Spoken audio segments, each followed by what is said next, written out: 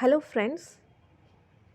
आज हम एमपीपीएससी का एक 11 मार्क का क्वेश्चन डील करेंगे, जिससे आपको समझ आएगा कि हमें एग्ज़ाम में कैसा अप्रोच रखना है इस क्वेश्चन को डील करने के लिए। तो एक स्टेटमेंट वाला क्वेश्चन है, तो ये जो आंसर है वो हिंदी में लिख रखा है, पर मैं जब इसको डिक्टेट करूँगी तो बायलिंगुअल लैंग्वेज में डिक्टेट करूँगी, जिससे आप सभी लोगों को बोथ मीडियम्स को हेल्प मिल सके। तो सबसे पहले हम क्वेश्चन को ब्रेक करते हैं, उसके पार्ट्स डिवाइड करेंगे, उसकी डिमांड समझेंगे, फिर हम उसको अप्रोच करेंगे धीरे धीरे करके। तो सबसे पहले क्वेश्चन रीड करना है। तो क्वेश्चन क्या है? Madhya Pradesh is a resource rich state. क्या लिखा हुआ है कि एक रिसोर्स रिच स्टेट है। देन क्या लिखा हुआ है कि विथ पुअर पॉपुलेशन, मतलब इसमें ये बोल रहा है और इस पर हमें क्या करना है, कमेंट, कि मध्य प्रदेश एक ऐसा स्टेट है जिसके पास संसाधन तो बहुत हैं, पर क्या है, गरीबी भी है। तो उसने वही बोला, हिंदी में मैं अगेन क्वेश्चन को रीड करती हूँ, कि मध्य प्रदेश संसाधन संपन्न और गरीब आबादी वाला राज्य। इस पर क्या करना है, हमें कमेंट करना है। तो हम स्टार्ट करेंगे कैसे, कि जो हमारा जो क्वेश्चन है उसको सब्सटेंशिएट कर दे हमारा आंसर। तो सबसे पहले देखते हैं कि संसाधन संपन्न कैसे है और गरीबी वाला कैसे है। तो इसको बनाते हुए हम अपना इंट्रो स्टार्ट करेंगे।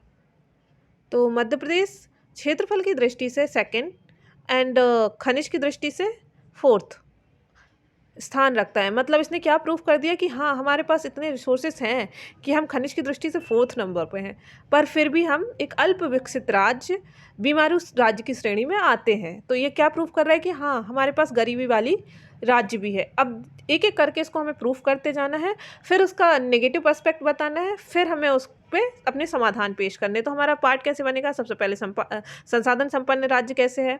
सेकंड पॉइंट बनेगा, अच्छा ये हमारा गरीबी वाला राज्य है। थर्ड पॉइंट बनेगा कि हमारा गरीबी वाला राज्य है, पर इसके कारण क्या है। फिर हमारा फोर्थ पॉइंट ये बनेगा कि इस गरीबी वाले राज्य को हम सशक्त कैसे बनाएं, संसाधन संपन्न राज्य हमारा आत्मनिर्भर मध्य प्रदेश कैसे बने।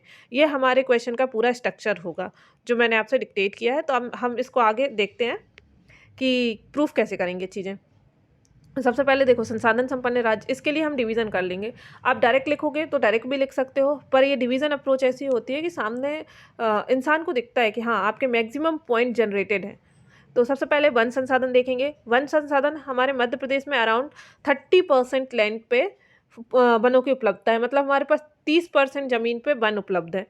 वाटर रिसोर्स क्या है हमारे पास? आपको जैसे भी हमने जो प्रीलिम्स में पढ़ा हुआ है कि नदियों का मायका की इसको संज्ञा दी गई है। क्यों दी गई है? क्योंकि यहाँ से बहुत सारी नदियाँ, नर्मदा, सोन, ताप्ती जैसी नदियों का उद्गम है।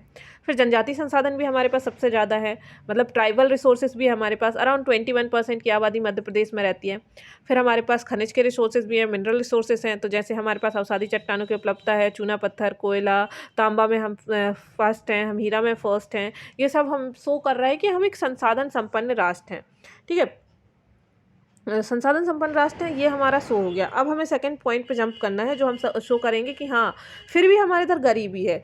बोलते कि संसाधन संपन्न बहुल राज्य होने के बावजूद गरीबी वाला राज्य है। तो इसको हम कैसे देख सकते हैं? निम्न प्रकार हम प्रूफ करेंगे।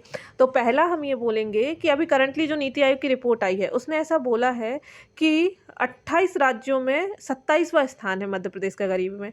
सेकेंड पॉइंट हम जनरेट करेंगे कि साक्षरता दर बहुत कम है। तो यहाँ पे हम अपना 2011 की जो सेंसस हुए हैं उसके अकॉर्डिंग जनसंख्या का प्रूफ दे सकते हैं, लिटरेसी रेट का प्रूफ दे सकते हैं। फिर उसके बाद एमएमआर हमारे इधर बहुत ज़्यादा है, मतलब मैक्सिमम एमएमआर कंसीडर होती है हमारे इधर।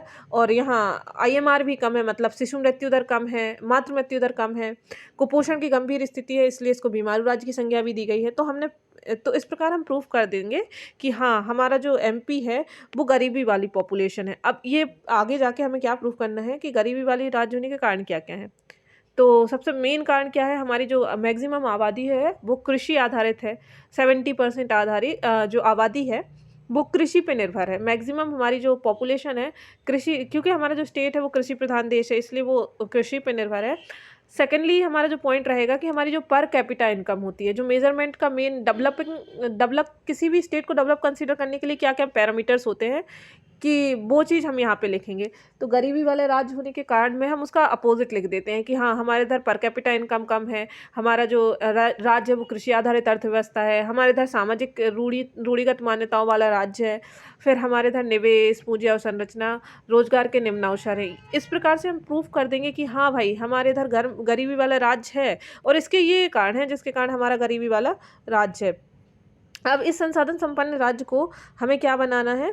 इस संसाधन संपन्न राज्य को हमें बनाना है अब हमें इस संसाधन संपन्न राज्य को आत्मनिर्भर बनाना है। तो वही लिखा हुआ है कि संसाधन संपन्न राज्य के इष्टतम उपयोग और गरीबी जनसंख्या को समृद्ध बनाने के लिए हम क्या-क्या समाधान कर सकते हैं। तो प्रशासनिक सहयोग ले सकते हैं, राजनीतिक सहयोग ले सकते हैं और आर्थिक सहयोग। इसके अलावा आप और लिख सकते थे, यदि आपके पास स्पेस बचा हुआ है तो। तो हम प्रशासनिक सहयोग के लिए क्या कर सकते हैं कि जो योजनाएँ चल रही हैं उनके क्रियान्वयन में हम पारदर्शिता रखें, जिससे हमें हमारा अच्छे से इम्प्लीमेंटेशन हो सके स्कीम्स का और हमारा जो मैक्सिमम जनता है उसको लाभ मिल सके। तो एग्जाम्पल के लिए हम एक एग्जाम्पल दे देंगे किसी भी स्कीम का, जैसे मैंने यहाँ पे पोषण अभियान का एग्जाम्पल दिया है। फिर राजनीतिक नौकरशाही के द्वारा जो जन सेवक के रूप में काम करें, ना कि खुद को मास्टर समझें। फिर राजनीतिक सहयोग में निवेश को प्रोत्साहन देने के हेतु के लिए सरकार प्रयास करे, जैसे इन्वेस्टर समिट्स वगैरह करे आयोजित, जो जैसे अभी अपने इंदौर में हुआ था लास्ट ईयर इन्वेस्टर समिट्स, तो वैसे कार्यक्रम का आयोजन करे। फिर राजनीतिक सहयोग के लिए एक जिला एक उत्पाद वाले कार्यक्रम जो अभी हमारे इधर चल रहे हैं उन सबको प्रमोट करे। फिर आर्थिक सहयोग में क्या कर सकती है कि जो हमारे लिए वित्त है, ऋण की उपलब्धता, संस्थागत वित्त की उपलब्धता कराए और जिससे क्या हो, रोजगार और उद्यमिता को बढ़ावा मिल पाए। फिर अवसंरचनात्मक निर्माण करें ताकि जो हमारी पहुंच है, जो रीच है, वो पहुंच हमारा विस्तार हो सके। ठीक है, तो अब ये हमने लिख दिया कि ऐसे ऐसे हमें सुधार करना है जिससे हमारा जो राज्य है वो संसाधन संपन्न हो सके। तो अब उपरोक्त समाधानों को देखते हुए मध्य प्रदेश सरकार द्वारा इंडस्ट्रियल कॉरिडोर क्या किया जा रहा है, हमको वो बताना है कि हाँ, सरकार हमारे जो गरीबी वाले लोग हैं, गरीबी वाली जनसंख्या है, उसके लिए कुछ प्रयास भी कर रही है। ऐसा नहीं है कि हम 0 स्टेप पे हैं, हमने कुछ पहले से स्टेप ले रखे हैं।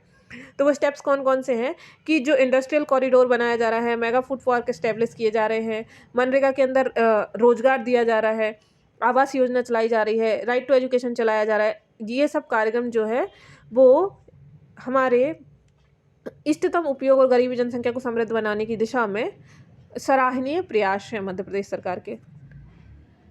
Thank you friends. यदि आपको ये आंसर अच्छा लगा है और आपको ऐसे बहुत और आंसर्स चाहते हैं कि मैं आपसे डिस्कस करूं, तो please like, share and subscribe. Thank you.